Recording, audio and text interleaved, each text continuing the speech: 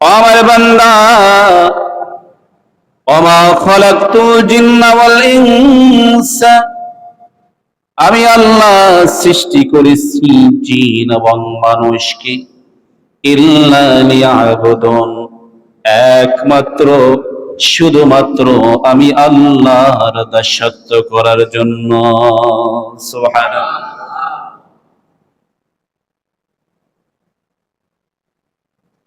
সব মানুষগুলো আল্লাহকে সিজদা দিলে, সব মানুষগুলো এক কাতারে এক জামাতে দাঁড়িয়েও যদি আল্লাহকে সিজদা দেয়, নামাজ আদায় করে, আল্লাহ বলেন বান্দারে, আমি আল্লাহ রাব্বুল আলামিনের ক্ষমতা বাড়বেও না কমবেও না, ঠিক না? আর সব মানুষগুলো যদি আল্লাহর দাসত্ব ছেড়ে নাফরমানি করে, নাফরমানি শুরু করে রে বান্দা, আল্লাহ রাব্বুল আলামিনের ক্ষমতার কমতি হবে না, তুমি নিজেই ক্ষতিগ্রস্ত হয়ে যাইবা। আল্লাহর দাসত্ব ছেড়ে দিলে ক্ষতিগ্রস্ত হয় কে? নিজে নিজে ক্ষতিগ্রস্ত হয়। আল্লাহর ক্ষমতার কোনো কমতি বাড়তি হবে?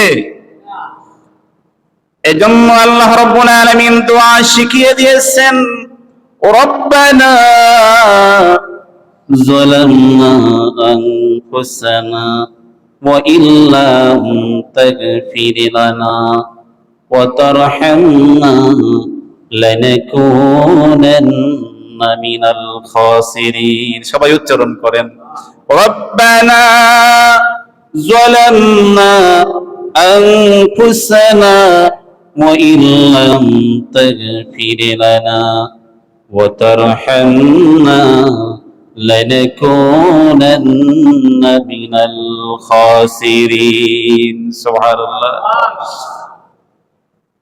আল্লাহ রাব্বুল আলামিন জানায় দেয়, রব্বানা, ও বান্দা তুমি আমার কাছে দোয়া করো, রব্বানা, হ্যাঁ আমাদের প্রতিপালক, যালামনা, আমি জুলুম করেছি। কি করেছি? আমি জুলুম করেছি, আনফুসানা, আমার নিজের উপরে। কার উপরে? নিজের উপরে। আমি নামাজ ছেড়ে দিয়েছি, জুলুম করেছি আমার নিজের উপরে, জাহান্নামে আমি যাব, ঠিক কিনা? আমি রোজা ছেড়ে দিয়েছি, আল্লাহর বন্দেগী ছেড়ে দিয়েছি, আনফুসানা, জুলুম করেছি আমার নিজের উপরে। এই দোয়াটা কে শিখায়া দেয়? প্রত্যেকটা ওয়াক্তে ইমাম সাহেব এই দোয়াটা করে কিনা বলেন? করে না? প্রত্যেক ইমাম সাহেব এই দোয়াটা কেউ ছাড়ে না। রব্বানা, হায় আমার রব, যালামনা, আমি জুলুম করেছি। মনে রাখেন, মুখস্থ করে নেন, রব্বানা, হায় আমার রব, যালামনা, আমি জুলুম করেছি, আনফুসানা, কার উপরে? নিজের উপরে, নফসের উপরে। নফস, আনফুসানা শব্দের অর্থ কি? নফস।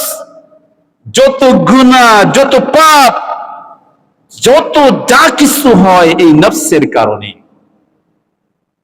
এই খায়েশের কারণে, আকলের কারণে, ঠিক কিনা? আল্লাহ রাব্বুল আলামিন বলে দেয়, আনফুসানা ওয়া ইল্লাম তাগফির লানা, ও আল্লাহ তুমি যদি আমাকে ক্ষমা না করো, ও ইল্লাম তাগফির লানা, তুমি যদি আমাকে ক্ষমা না করো, ওয়া তারহামনা, যদি আমার উপরে রহম না করো, কি না করো?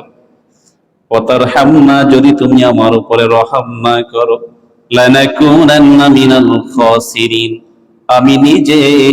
আমি নিজে ক্ষতিগ্রস্ত হয়ে যাব। আল্লাহর দাসত্ব ছেড়ে দিলে ক্ষতিগ্রস্ত কে হয়? নিজে। মনে রাখবেন, আল্লাহর কিছু আসে যায় না। আল্লাহুস সামাদ, আল্লাহুস সামাদ, কুল হুয়াল্লাহু আহাদ, তিনি আল্লাহ এক, তিনি একক। আল্লাহুস সামাদ, তিনি কারো মুখাপেক্ষী নয়। তিনি কি নয়? কোন মুখাফিকি নয়, তিনি কারো কাছে জবাবদিহিতার মধ্যে নেই, তার নিজের কোনো কিছু কারো কাছে প্রয়োজন নাই। অতএব অল্প সময়, কতটুকু সময়? অল্প সময়ের জিন্দিগিতে যিনি আল্লাহকে ছেড়ে দিয়েছেন, আল্লাহর বন্দিগি যিনি না করেছেন, বন্দিগি থেকে যিনি দূরে রয়েছেন, নিজে ক্ষতিগ্রস্ত হয়েছে। বুঝবা, অল্প কিছুদিন বুঝবা। আল্লাহ রাব্বুল আলামিন এজন্যই বান্দাদের দিকে আক্ষেপ করে আল্লাহ বলতে থাকে, রে বান্দা, আফাহাসিবতুম আন্নামা খলাকনাকুম আবাসা ওয়া আন্নাকুম ইলাইনা লা তুরজাউন। আফাহাসিবতুম, বান্দা তুমি তো দুনিয়ায় বসে এখন রঙ্গমঞ্চ, দুনিয়াটা এখন রঙ্গমঞ্চ, যে যার মতন সে উপভোগ করতেছে, যে যার মতন উপভোগ করতেছে, মন চাহি জিন্দিগি সে চালাইতেছে। কিন্তু আল্লাহ বলেন, আফাহাসিবতুম, তুমি কি ভেবেছো? আফাহাসিবতুম, তুমি কি ভেবেছো? আন্নামা খলাকনাকুম আবাসা, বান্দা আমি তোমাকে, তুমি যে কাজ করতেছো, এখন তুমি যা করতেছো, যেভাবে চলতেছো, আমি কি তোমাকে এজন্য বানাইছি? আল্লাহু আকবার বলেন। আল্লাহ বলেন, আফাহাসিবতুম